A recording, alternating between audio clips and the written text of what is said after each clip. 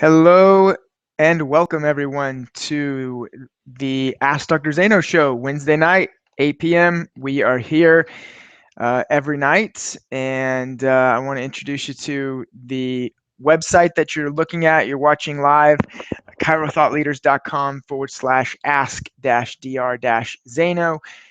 Below the video there, you'll see, by the way, it's episode 60 tonight, so we're rolling right along. And below that, you'll see the social media links. Make sure you hit those. 5,400 Facebook likes. That's pretty cool. Only 19 Google Plus, 6 LinkedIn. LinkedIn must not be a big one for us, and 5 Pinit for Pinterest, I guess that is. So right below that, below those social media links, you're going to see the chat roll. Thanks, Glenn, for already posting some questions in there, and you guys feel free to post comments or questions. I assume that Dr. Zaino will be here in just a second. I know it's the Ask Dr. Zaino show, but I don't remember him telling me that he was out of town this week. If he is, I sent him a link to it. But we can definitely jump right in. I've sat in and co-hosted with Dr. Zaino over the last 60 episodes, and every once in a while he gets super busy. So he might be traveling. Really, he might. But we'll find out. He might jump in here in just a second. So, but Glenn, let me jump right into answering your question. What are some top books that you'd recommend to help the chiropractor move his practice into more growth? So I know that I'm going to give you some recommendations here that Dr. Zaino would give himself, because he actually gave me the recommendations. And a lot of the books that he reads and he recommends to me, I grab and I read as well. And one of those is Darren Hardy, The Compound Effect. And that book is, it's a game changer. It is all about the long game, playing the long game. And I think when you're in practice, if you can keep your mind wrapped around that long game, it sets you up for, just long-term success. But what I mean is you get less, what is the word I'm looking for? Like, you get torn down less, because I do a lot of lunch and learns, right? So if there's one lunch and learn where only one person shows up, or I only get 3 or 4 new patients come in, or whatever it is, I get down. If I'm not playing the long game, man, I'm all focused on that one. Or the dinner, dude. I've had dinners where, like, for instance, this last week, I only had 5 people registered for the dinner. On my team and we didn't do a very good job of promoting the dinner. And the week before that, I did a big video. We had 40 people there, and I videotaped it. And not the week, the month before that. But this month, it just wasn't there. And so we had a very small dinner. And I'm just saying, like, if I wasn't playing the long game, I'd get down. I wouldn't be able to get back up. I would get wrapped up in each event. But I know that, look, I've been doing dinners for the last 8 years. I'll keep doing them for the next 8 years. And I know we didn't do a very good job of promoting, but I'm getting right back in it. We'll have a team meeting. We'll be like, look, this is what happens when we drop the ball, when we don't promote, and when we don't really push it. And so on the next one, we're going to fill the room, and we're going to get right in it, because we're playing the long game. Just an example, but the compound effect, trust me, I don't do it justice by telling you these stories. Like, you really need to read Darren Hardy's Compound Effect if you haven't already. And then I would say the next book I would read, and I'm actually currently reading it. I listened to the book about a month ago. Now I'm reading it and just highlighting it. Is Grant Cardone's new book, Be Obsessed or Be Average. Excuse me, Be Obsessed or Be Average. That's the name of the book, and I would highly recommend that one. It's just a motivator. It picks you up, pumps you up. I like to listen to it. I have the audio. I like to listen to it in my car sometimes, because that dude just like, man, just go, sometimes we need that motivation. We got to stick with it. We got to stay after it. And Be Obsessed or Be Average by Grant Cardone is a big one. Let's see, what other books would I recommend? I recently read a book called Contagious. Mainly it was for, like, online. It was about how to get things to go viral. And it was good. It was good. Oh, but you know what a great book was here? I read a book called Stealing Fire. That's actually really good. It talks about getting in the flow state. It talks about how when we are like really it gives examples of Navy SEALs and how when they're working in a group and they actually get in a flow state, then it what happens is our innate intelligence takes over our subconsciousness and we dampen our frontal lobe and things begin to happen. We're better. We just the Navy SEALs, they move together as a group. They do things that just aren't explainable other than they are one. They're connected, and it's because they're less in their mind and more in their innate, more in their subconscious. And anyway, it's the book Stealing Fire. I can't remember who wrote it, but it was good, and it talked about how to get in that flow state when you're doing things. And I know when we're adjusting, when we're busy, when we're in the zone, they call it, that's in the flow state. And we could get in the flow state doing um, you know doing videos or writing blog posts or articles, or when we're in our lunch and learns and we can actually get into educating and teaching, or in our in our dinners, we get in that flow state, and that's the best state to be in, man. That's when you're one-to-one talking to innate intelligence right there. So I would recommend Stealing Fire as well. And let's see, Rob says Killing Sacred Cows by Garrett Gunderson. Great one. Talking about abundance versus scarcity. Absolutely. That's a classic. You should definitely check it out. Well, not a classic yet. I mean, the guy's young. Garrett's young. I'm just saying it's been around a while and it's great. Now, CJ says, do you still do quite a few screenings? Yes, we do screenings all the time. My staff does a lot of screenings even without me. But the last screening we did was huge. Tomball is a suburb of Houston that we're in, and that town, that's where our satellite clinic is, and it's amazing, man. They'll put on the biggest festivals. Let's see, it was the one that I went to and we were at a few weeks ago was the German Fest, and it was just packed. It was fun. Of course, there was beer and food everywhere, but we signed up, I think, a dozen, definitely double digits new patients. So it wasn't like a 30, 40 new patient weekend, but we signed up 10 or 12, which is good. And then last weekend I wasn't able to make it, but my office manager did a screening at the Bug Fest. They call it the Bug Fest in Tomball. It's like crawfish. They have these big crawfish cookout and stuff. So we still do screenings a lot. And I actually just redid my entire spinal screening program, and so updated all the videos, updated the launch videos, and I'm putting it together, and it'll be at spinalscreenings.com as well. So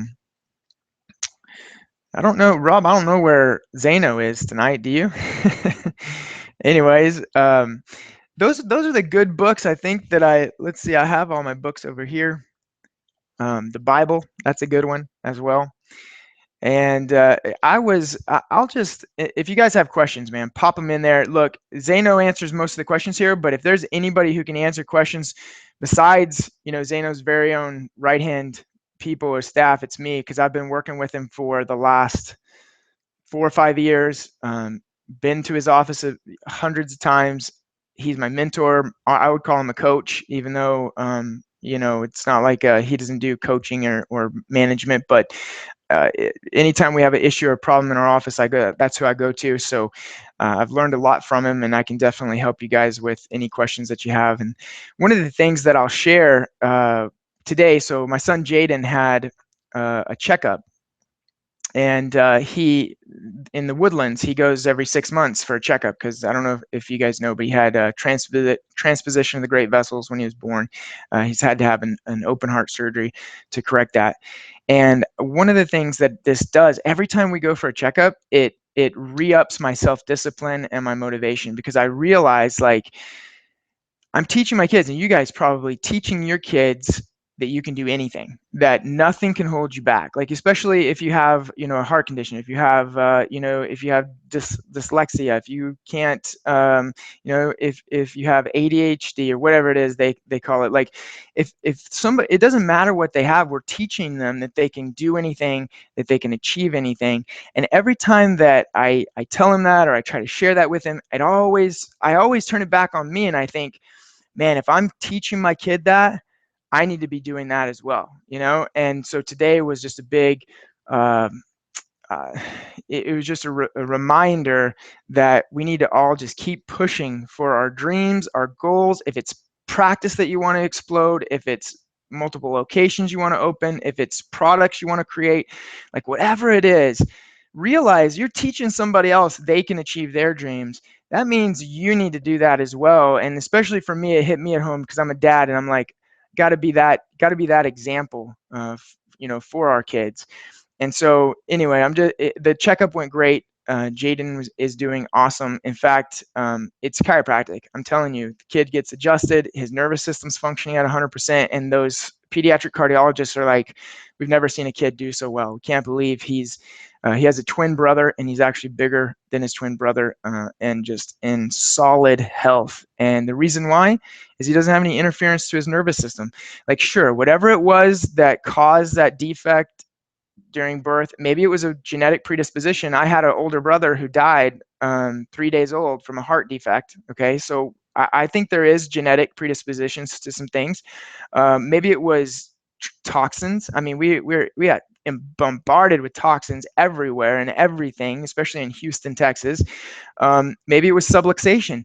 Actually, Gina had an 18-degree curvature in her lower spine, right where the nerves go to her uterus. We've been adjusting it. I applied corrective care. We've got it down to 9 degrees. We actually corrected it from 18 to 9, but sometimes it's never perfect. So maybe there was irritation on the nerve that caused this lax in development. We didn't do any ultrasounds, or we didn't, we tried to do things naturally. He was born in a birth center.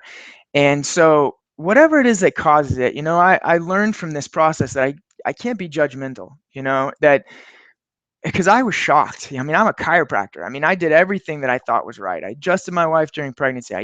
We try to eat right and all these things. And I realized that sometimes unfortunate things happen in our world to people who don't deserve it, don't ask for it. Um, you know, or maybe, in our offices, sometimes our patients, they didn't ask for any of their ailments. They didn't know that they weren't supposed to, just eat a million pills of Advil. It was like, I've got to start being non-judgmental and more loving and accepting and helping people where they are and moving them forward. Anyway, I learned a lot from this process with Jaden's situation. But one thing I've learned and absolutely know for a fact is that if I hadn't been adjusting him since day one, since he literally not an, I would say, I usually say I adjusted him since an hour old. No, I adjusted him since he was like 5 minutes old, just long enough to cut the cord and then check him and then adjust him, man. So anyway, let's see. Do you still do quite a bit of screenings? I thought I saw some other questions on there, but a lot to be learned there. Definitely a lot to be learned. Let me share another impactful lesson that I learned with him was whenever we were, let's see, he was 6 months old. Well, let me tell you the story. Oh my goodness, it's crazy. So they were born in a birth center, both born breech. Now, a lot of people don't realize or believe me when I say that, but both of them were born 100% natural in a birth center, and both of them were born breech. Their little heinies came first. Their feet were tucked up underneath them. And so Jace was born first, and his feet popped down, and then his shoulders and his head came out. And so we were like, wow, he was just born breech. Okay, well, what's the second one going to do? Same exact thing, came out the exact same way. Little hiney first, and his feet were tucked up under his face, and his feet popped out, and then shoulder came out and head came out, exactly like nature intended it. I mean, it looked like, look, if I wouldn't have known that there's a textbook that says the baby shouldn't come out like that, I would have thought it was completely natural. 3-hour birth, both babies breech, beautiful, beautiful birth. So it was absolutely amazing. Babies were checked, adjusted, and Jaden's heart is set up in such a way that he was symptom free when he was born. So let me explain that. Here's another huge, huge lesson to be learned from innate intelligence, that innate intelligence will do everything it can possibly do to make you survive longer. It's smart. Even when we use the word defect, we say heart defect, like it was a like Innate's intelligence was dumb. It didn't know what to do when it was making Jaden's heart, so it just made a defect. That's not true. It's not a defect. It's an adaptation. And so what I realized was that Jaden had transposition of the great vessels. And if you do study, and which I did, I studied fetal development to try to learn what the heck was going on with my son. And I realized that at the very end stage of development, that process is supposed to twist. It's supposed to detranslate. So it's transposition of the great vessels, but it should twist right at the very end. And for some reason, in Jaden's, it didn't. Now, if he would have been born with just transposition of the great vessels, he wouldn't have been able to live. I mean, he wouldn't have been able to survive once the umbilical cord was cut. Oxygen couldn't change places. He wouldn't be able to live at all. But innate intelligence, in its brilliance, knew this. It knew that there's no way this baby could live outside of the womb with just transposition of the great vessels. So it left a hole in the center of the heart called a ventricular septal defect. So it's not a random chance that there was a hole in the middle of his heart. That did not close because his body needed to get oxygenated blood from the left side to the right side. So this hole in the center of his heart, the ventricular septal defect, kept him alive after you cut the cord. That's not a freak accident. That's not a coincidence. Now, even if that would have been the only thing that was helping Jaden, I would have said still, it's not a coincidence. It's innate intelligence. But no, watch this.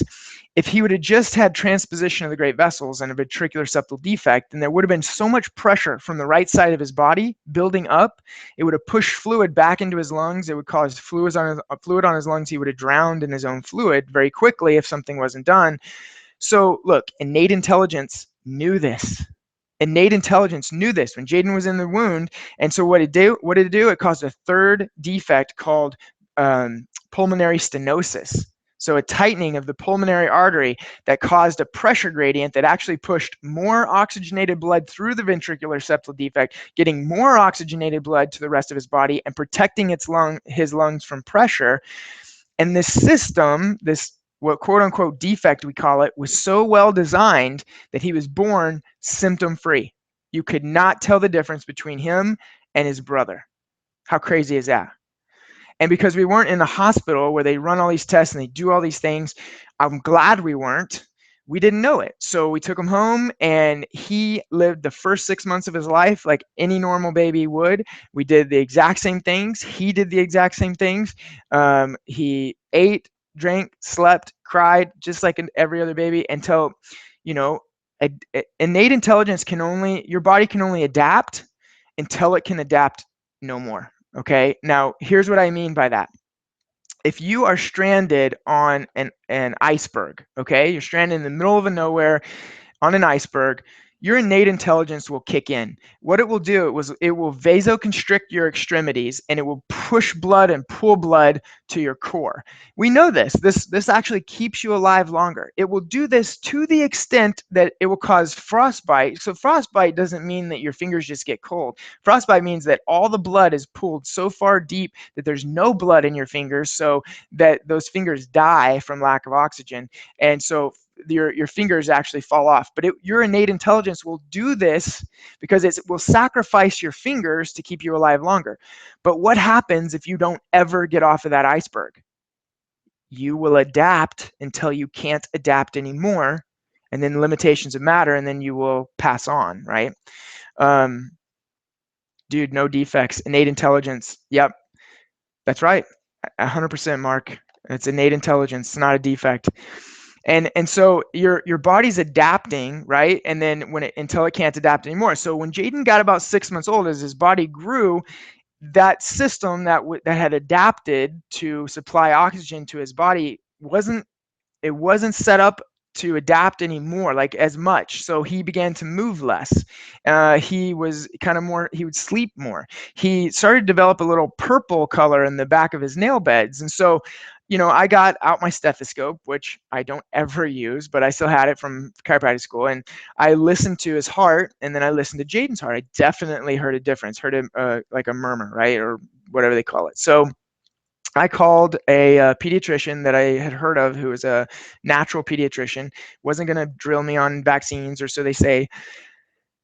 We took him to him, and the pediatrician checked him out, listened to his heart, and he told us, he goes, I definitely hear a murmur.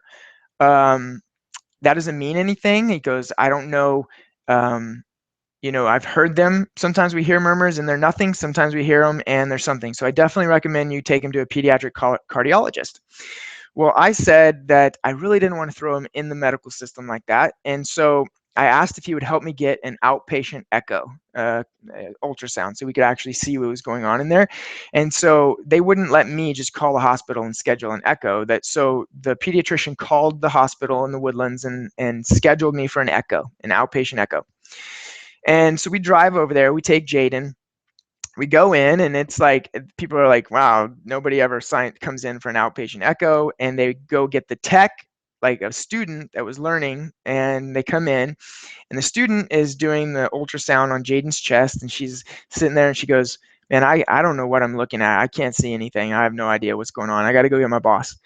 So then she goes, gets the boss, the head echo ultrasound guy comes in, and he starts looking at Jaden. He goes, oh, wow, I have to go get the cardiologist. And so we were like, all right.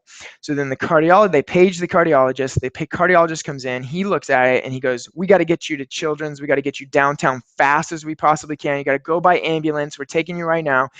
And of course, I was like, no, you're not taking me anywhere. We're not going by ambulance. And then, like, that was crazy because nurses were like on me, like, it got out of hand, and I felt like they were going to take Jaden away. So all of a sudden, I'm like trying to calm down everybody. And I was like, okay, doc, just tell me why you have to take him by ambulance. Can I just drive him myself? We drove here.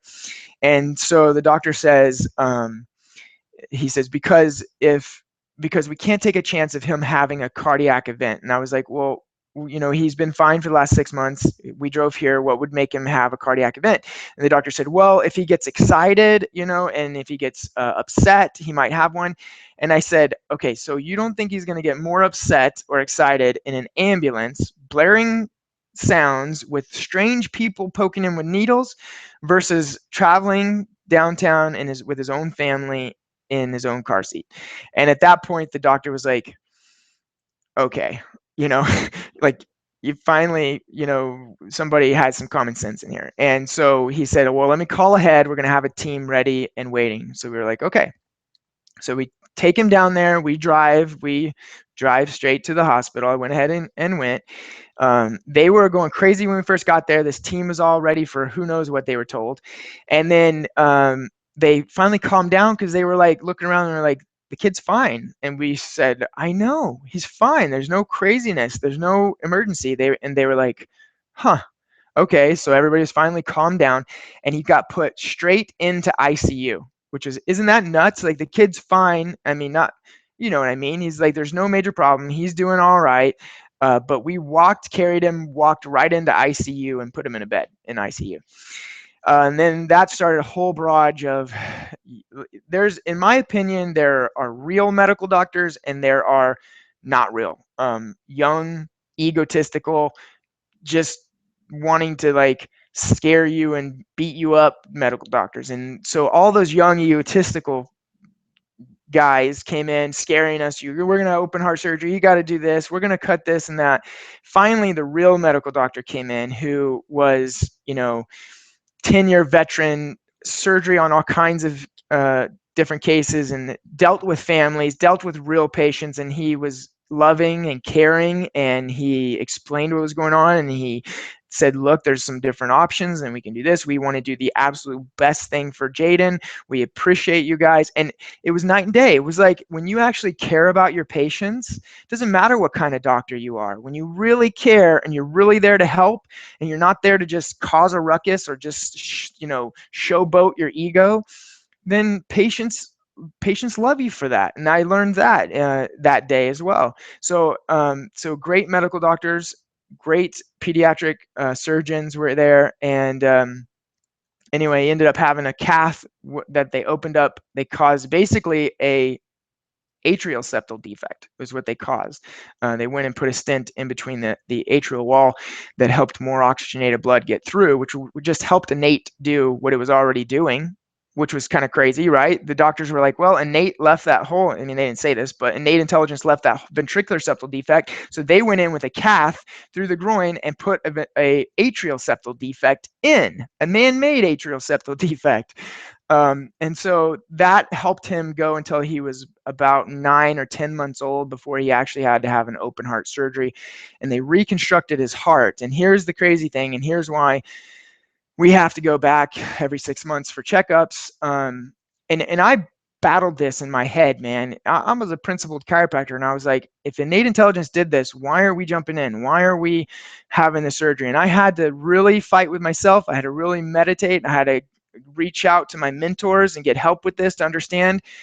And when I finally understood that it was an adaptation, that it was not going to adapt any further unless we jumped in and we used our educated mind to make the decisions, that I was going to go ahead and we were going to have this open heart surgery and correct what needed to be corrected, and use common sense, use educated mind to make an educated decision, but knowing that innate intelligence is there, and knowing that even though that doctor did corrective care on Jaden, that they had to do open heart surgery and they did corrective care on Jaden's heart, just like I would do corrective care on a spine, a little bit different, but still it's corrective care.